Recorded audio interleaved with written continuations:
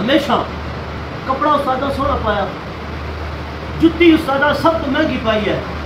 میں سمجھنا سارے واسطے سبق آئی وہ پتروں دنیا جتنی مرضی اگا نکل جائے عالم دین تے رانے پیرا تلا چاہیے. اور حضور تاجدار گولڈا دی ہے یاد پاؤ. بس میں اچانک ذہن پھر ایک گل آ گئی، میں ختم کرتا پیاس، لیکن پھر گل یاد آ گئی، میں سنا چھوڑا.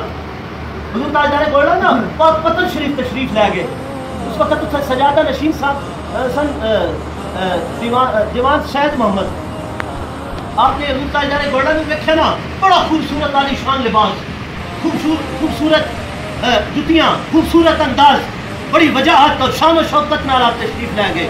تے دیوان شاہد محمد صاحب نے جب تکیا نا اس کا ملے تو صحیح، لیکن دل میں خیال آیا کہ میں تو سمجھا میرے علی بڑا فقیر بندہ، بڑا اللہ کا پیارا بندہ، یہ تو دنیا دار ہے.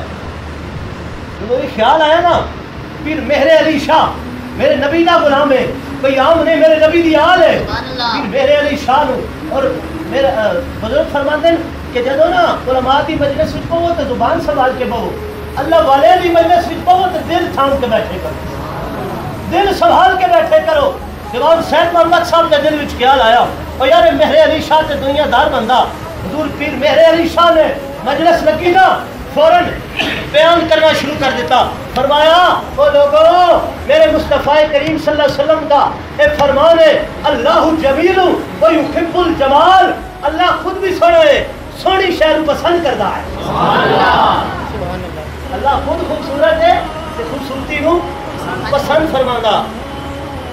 دیوان شاہد محمد صاحب کا فوراً سمجھ گئے، تاجدار گولڈا میرے دلی کیفیات کو واقف ہو گئے، نادم ہوئے اور توبہ کی تھی اللہ پاک کی برکات چو.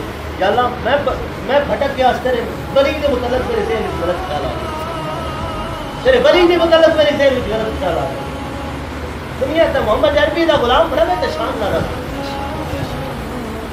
جیو تو ایسے کہ ہر شخص سے احترام کرے، مرو تو ایسے کہ دشمن بھی تجھے سلام کرے. آج میرا بابا رضوی اس کائنات کو پردہ فرمایا، کائنات سلام کر دی. صرف سنی نہیں، خدا دی قسم ہے انہاں گناہگار رکھا دے ہاتھ چھوڑ کے نماز پڑھنے والے بھی جنازے تکے، ایتھا ہاتھ پڑھنے والے بھی تکے، میرے 8:30 پڑھ کے